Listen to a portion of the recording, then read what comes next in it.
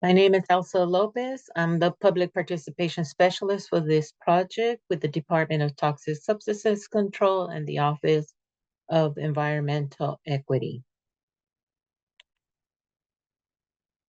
Our presentation materials in both English and Spanish are available at the DTSC website.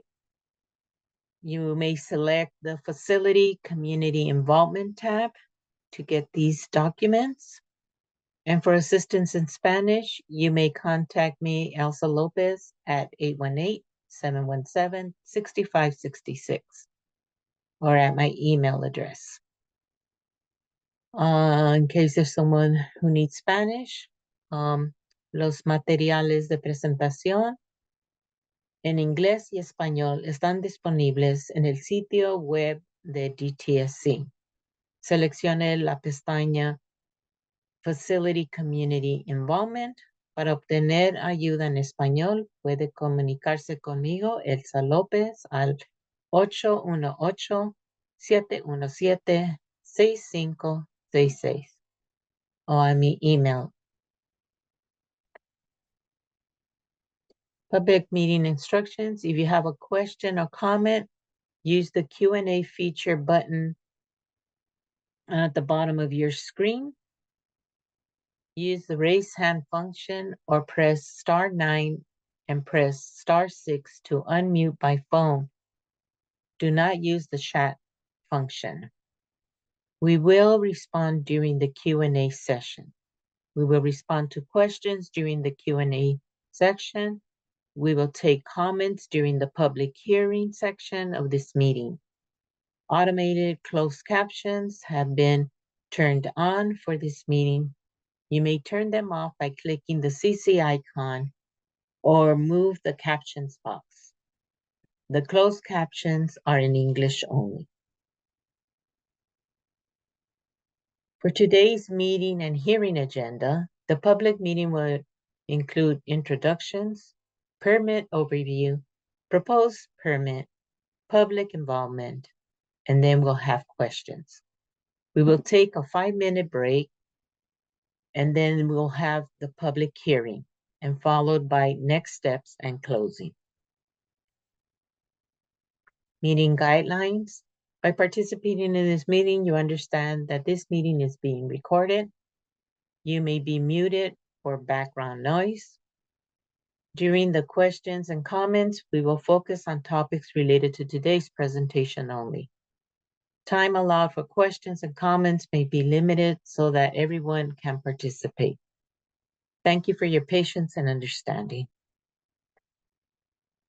Our project team includes myself, Elsa Lopez, Public Participation Specialist with the Office of Environmental Equity. We have with us Ramesh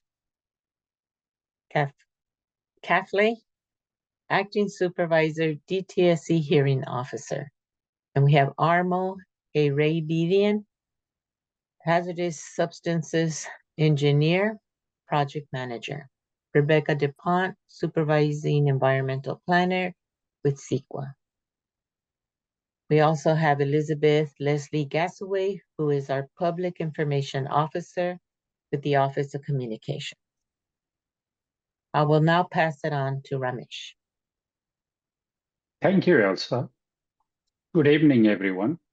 My name is Ramesh Kafle. I'm an acting supervisor in the permitting division at DTSC. I'm grateful for the opportunity to join you all today. Next slide, please. I would like to set the foundation for who we are at DTSC and why we are here. We are scientists, engineers, toxicologists, chemists, geologists, attorneys, criminal investigators, public participation specialists, environmental planners, and other staffs. We are all committed to protect Californians and our environment from exposure to hazardous waste by enforcing hazardous waste laws and regulation in a way that gives those most affected by regulatory decisions have opportunities to voice their concerns, ask questions, and engage in the decision-making process. Next slide, please. Our mission at DTSC is to protect California's people, communities, and the environment from toxic substances. Our vision is to do all we can under our authority so that all of the Californians can thrive in a healthy environment. It is what drives our work and our decisions. Next slide, please. The permitting division at DTSC oversees permitted hazardous waste facilities in California that treat, store, or dispose of hazardous waste. We oversee their operations and maintenance activities, such as environmental monitoring, to ensure they are being protective of human health and the environment. One of the major roles we play is to review hazardous waste permit applications that we receive. If a facility would like to treat, store, or dispose of hazardous waste, they must submit a permit application to DTSC. For our review and approval, when we review the permit applications, we want to make sure the facility plans to operate in a way that protects people and the environment. The applications are not just a couple of pages or a form, but are usually volumes of binders with technical operating information that we have to review thoroughly against law, regulation, and standards. Next slide, please. This slide gives the overall permitting process overview.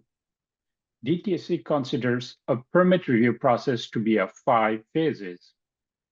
In the pre-application phase, we contact the permittee to remind them of the upcoming application due dates, present them with a cost estimate to process the permit application, and remind them of any regulation that may be new to that new application, and the permittee must include them in their application.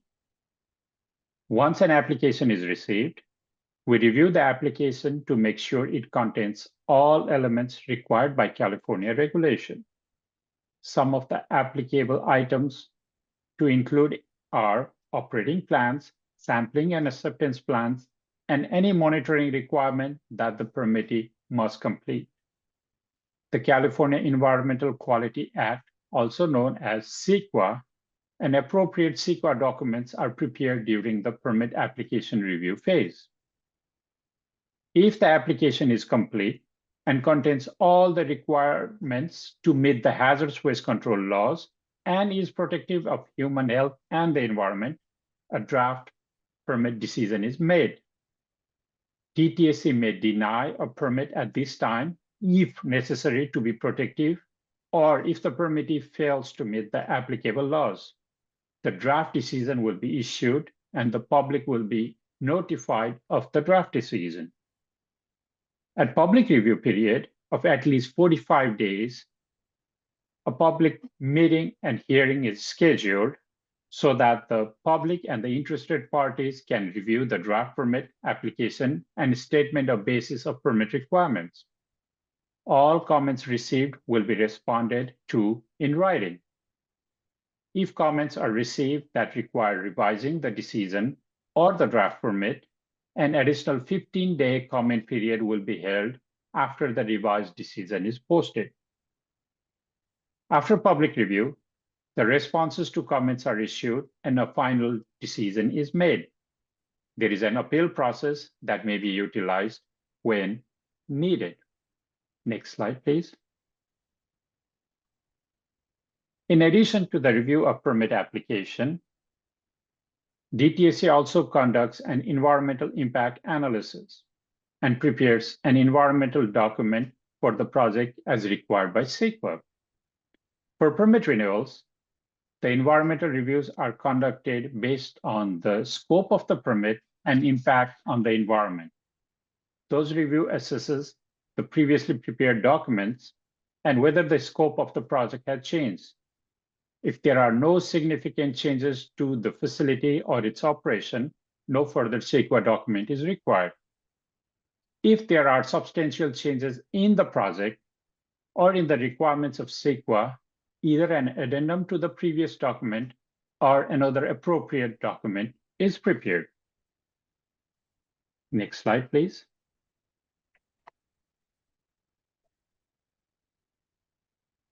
Regarding Veolia permit, in 2010, DTSA reviewed Veolia Azusa facilities hazardous waste management operations and performed environmental analysis.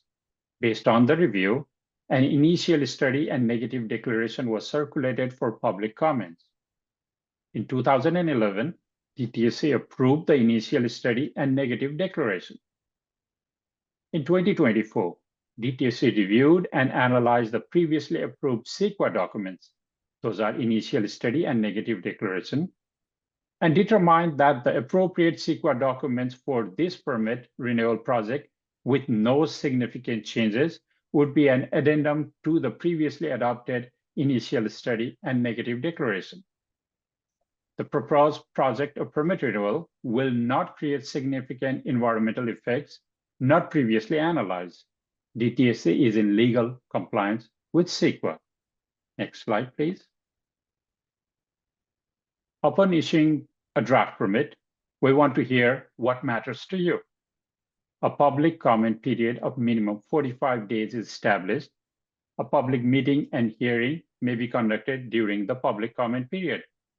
For the Veolia permit, that is the reason we are here today. We are currently in the 50-day public comment period, and right now we have issued a draft permit. It is not a final. As for the public comment period for the Veolia's draft permit decision, it started on October 21, 2024, and will end on December 10 of 2024. Next slide, please. Interested parties have the opportunity to review the draft permit, application, and statement of basis of permit requirements. All comments received in the hearing today and sent by mail will be responded to in writing. Next slide, please.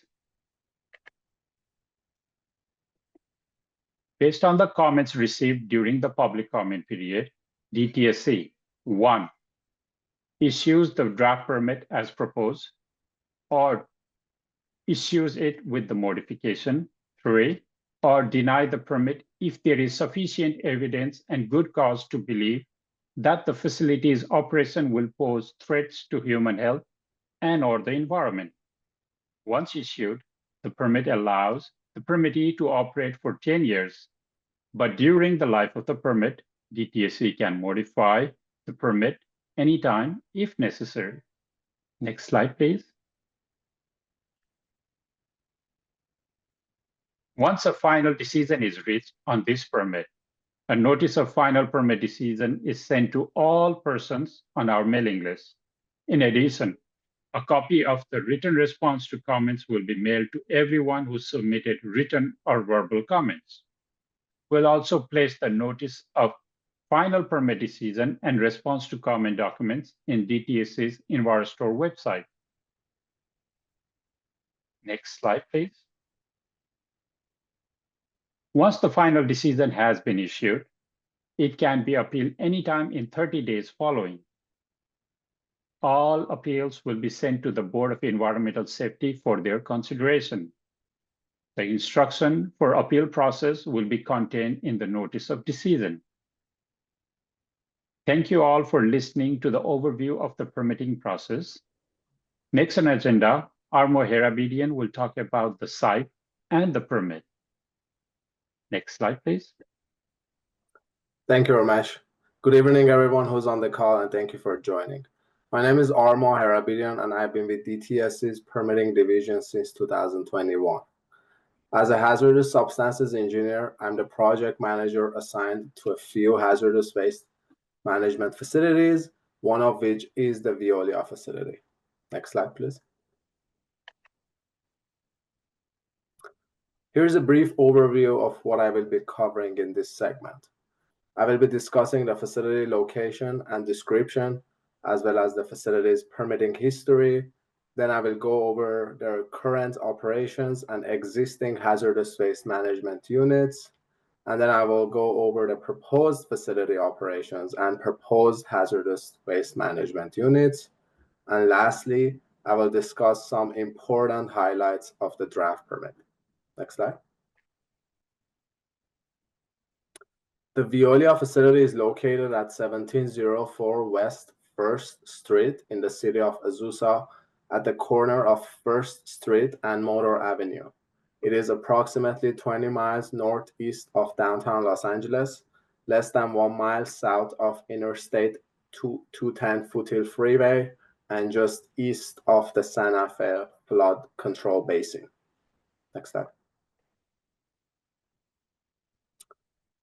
Here's an aerial view of this facility. It is located on approximately 7 acres of land as shown in the highlighted yellow region. The immediate area of the facility is zoned for heavy industrial use, as is most of the area within 2,000 feet of the facility. Next slide.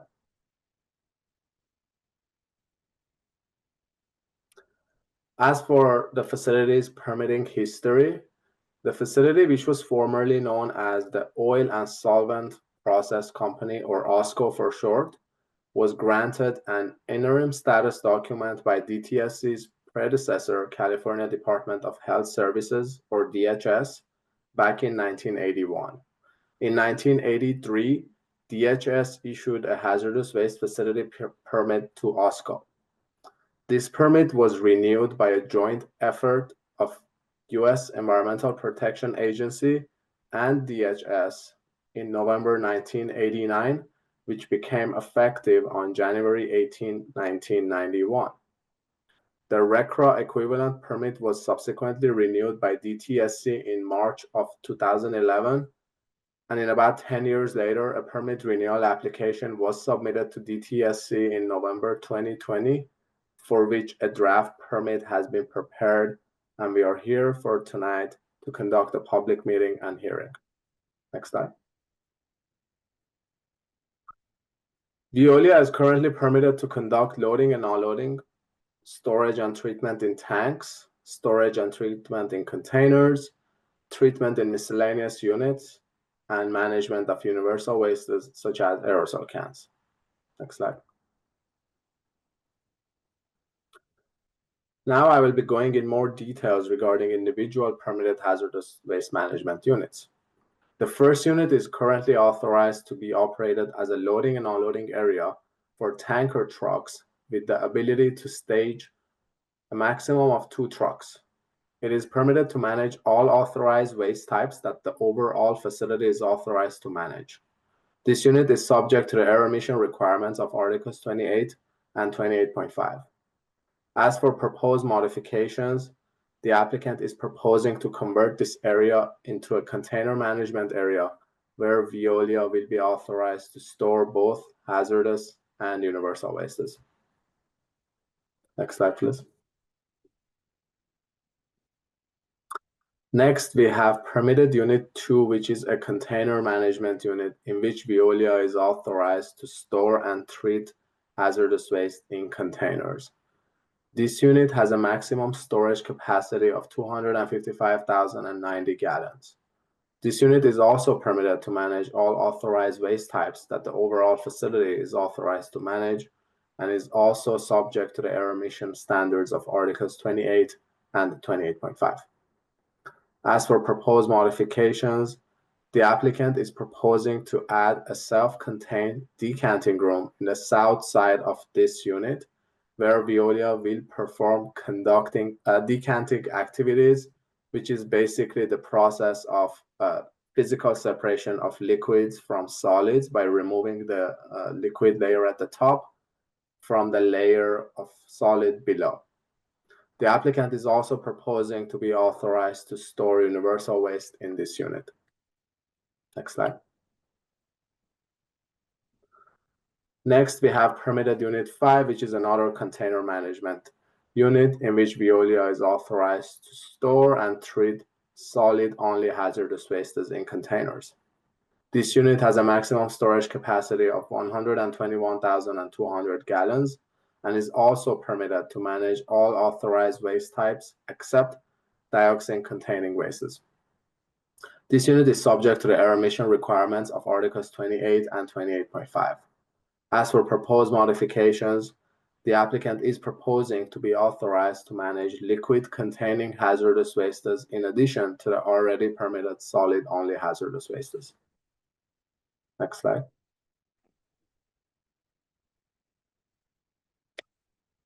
Next, we have permitted unit 7, which is a universal waste management unit in which Veolia is authorized to manage universal wastes only. These include batteries, electronic devices, lamps, and aerosol cans. As for proposed modifications, the applicant is proposing to be authorized to manage hazardous wastes in addition to the existing permitted universal wastes in this unit. Next slide. Next, we have permitted unit 8, which is an aerosol can processor in which aerosol cans get punctured, liquid content gets removed, and vapors are captured in a dedicated air pollution control system, which consists of 2 carbon absorption canisters.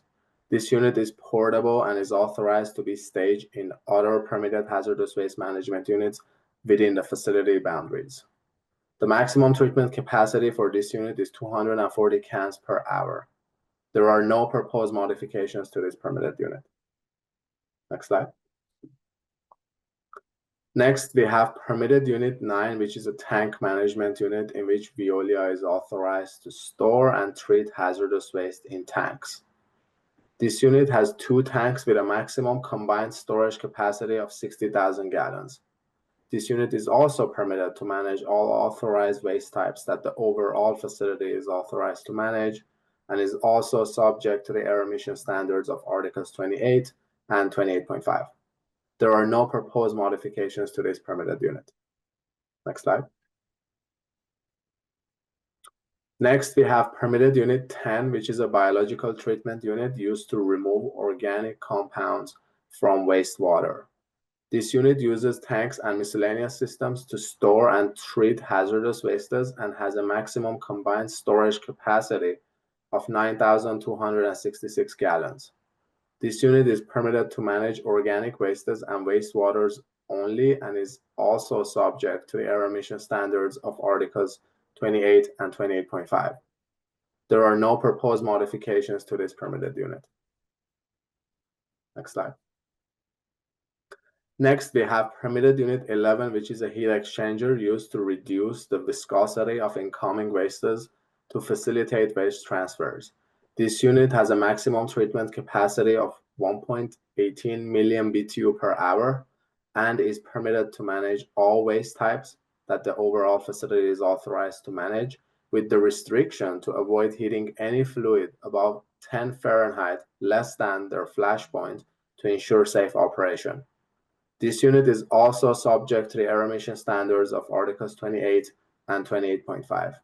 There are no proposed modifications to this permitted unit. Next slide. Next, we have permitted unit 12, which is a fractionation column with a maximum treatment capacity of 1,500 gallons per hour. This unit is permitted to manage all waste types that the overall facility is authorized to manage and is subject to the air emission standards of Articles 27 in addition to Articles 28 and 28.5. There are no proposed modifications to this permitted unit. Next slide.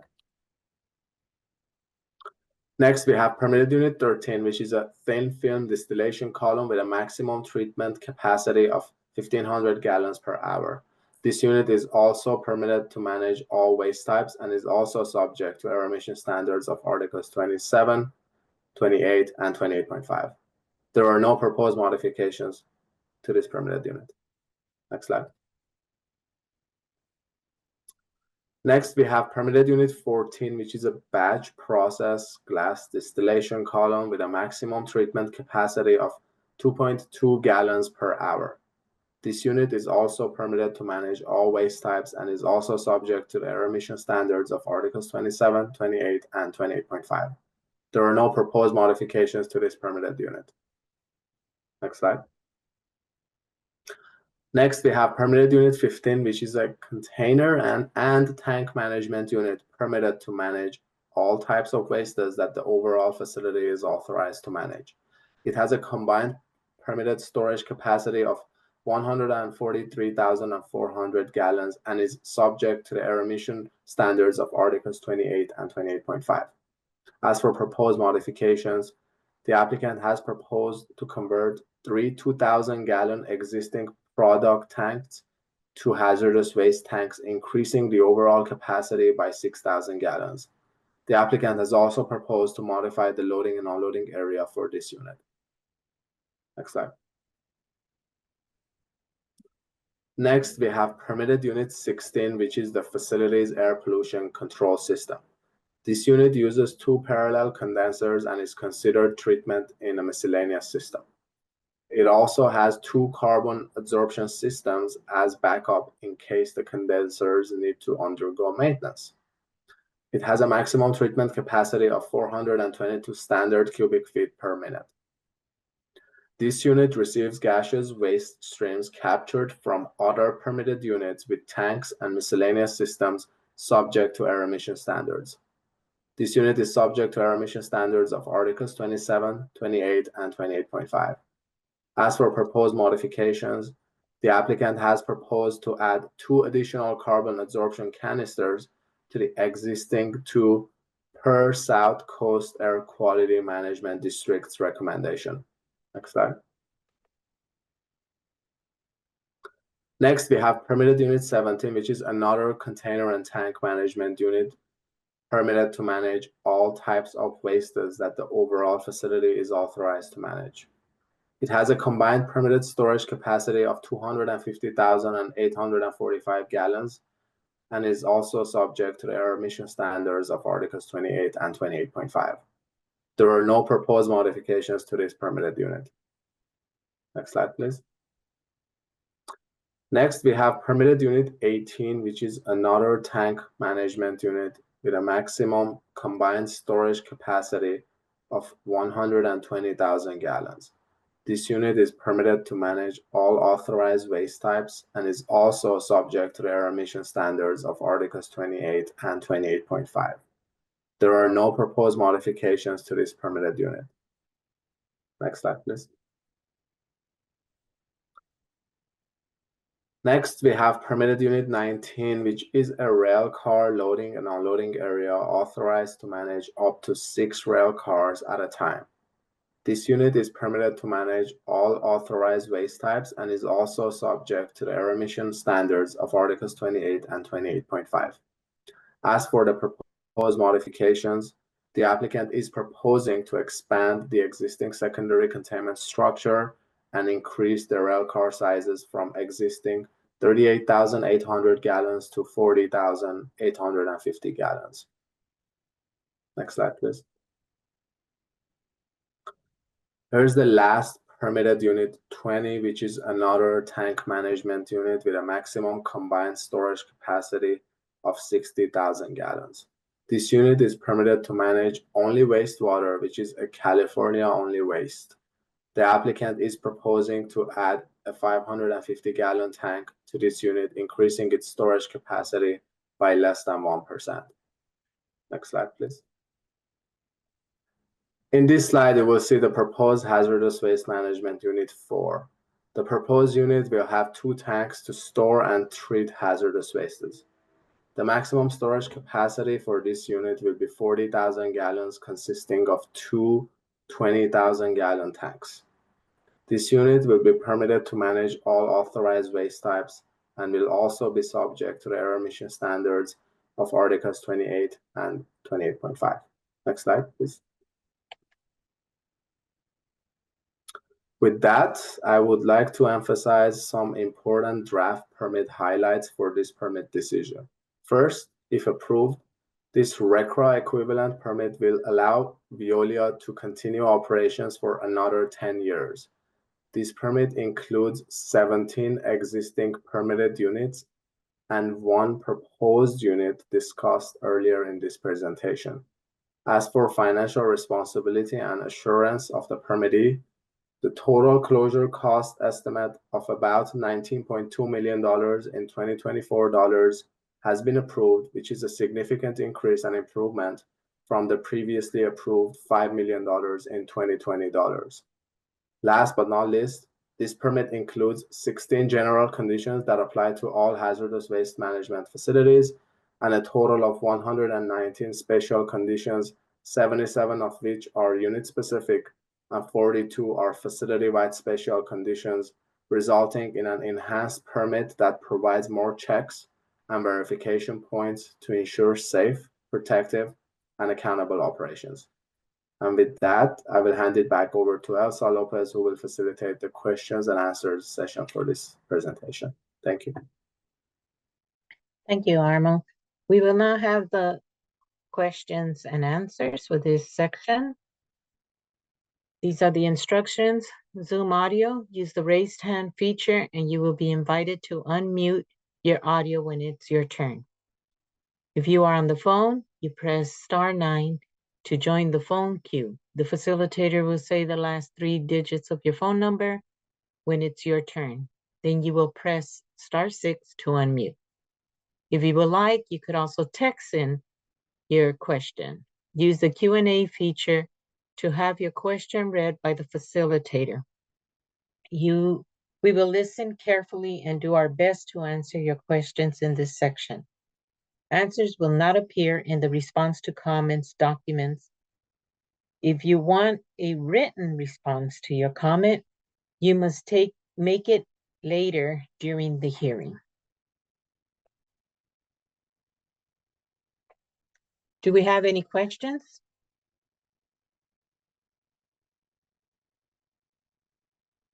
I don't see any hands up, and I don't see any questions in the Q&A.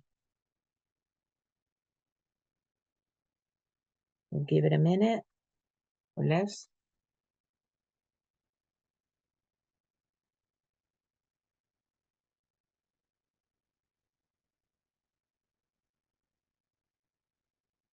Okay, not having any questions for this section. We will now take a 5-minute break. We will come back at 6:40 to continue with the hearing. Okay, we are back. We will now continue with the hearing portion of this meeting. And I will hand it over to Ramesh Kafle. Good evening. Again, my name is Ramesh Kafle. I'm the hearing officer for DTSC's hearing for the Veolia ES Technical Solution Azusa Draft Hazardous Waste Facility Permit. Thank you for attending our public hearing. For the record, it is November 12, 2024 at 6:40 p.m. This hearing is part of the public comment period for the draft permit that began on October 21, 2024, and will conclude on December 10, 2024. As mentioned earlier, DTSC will be accepting written comments during the comment period and will accept the written and verbal comment at tonight's meeting and hearing. During this hearing, DTSC will receive verbal comments on the draft permit and the permit application. We are recording this hearing and the comments for the record. We'll be not responding to the verbal comments at this hearing, but we will consider them when making the permit decision. We'll prepare written responses to the comments, which we will provide to the commenters and the applicant when we issue the permit decision. When making a comment, please speak loudly and clearly, and be sure to state and spell your name. If you wish to receive a copy of the responses to the comments, make sure to provide your name and address or email address during your comment. To assure that everyone who wishes to make a comment has an opportunity to speak, I request that the commenters hold their comments to 3 minutes. If there is additional time remaining during the comment portion of the hearing, we'll allow the commenters to make additional comments. Ms. Lopez, will you please explain the instruction and the process for the public hearing? Next slide, please. Thank you. For the public hearing comments, the instructions are Zoom audio. Use the raised hand feature and you will be invited to unmute your audio when it's your turn. The phone audio, you press *9 to join the phone queue. The facilitator will say the last 3 digits of your phone number when it's your turn. Then you will press *6 to unmute your line. You will also have the opportunity to text using the Q&A feature to have your comment read by the facilitator. Hearing comments will be answered in the response to comment document accompanying the final permit approval.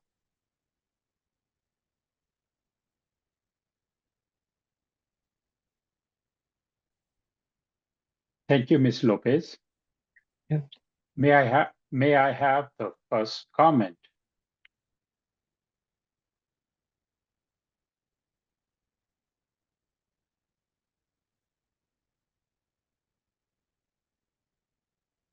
We have no hands up and we have no written comments at this point.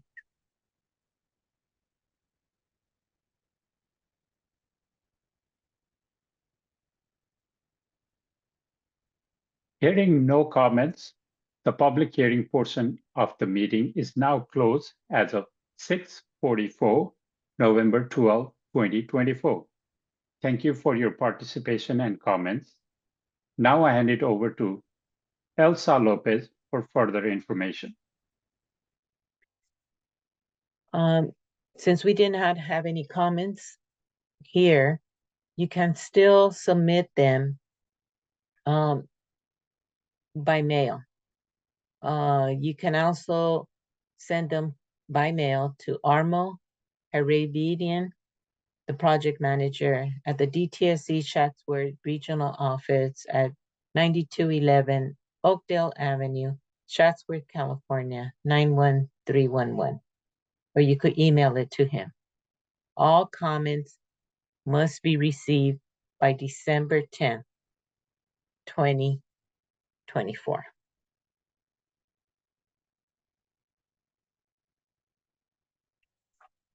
As a reminder, the public comment period started on October 21st, 2024, and will go through December 10th, 2024. Information regarding DTSC and the Veolia facility, the draft permit, the permit application can be found in the information repositories at the Irwindale Public Library at 053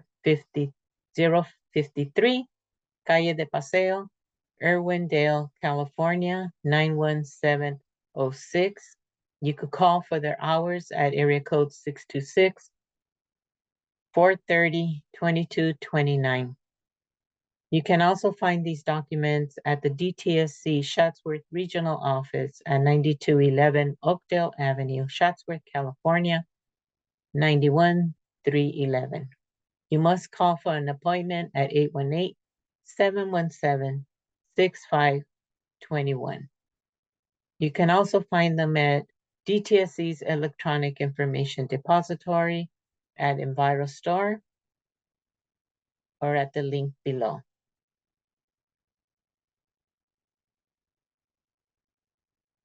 We would like to all thank you. On behalf of DTSC, thank you for joining us. Please stay safe and be well. This concludes our meeting and hearing.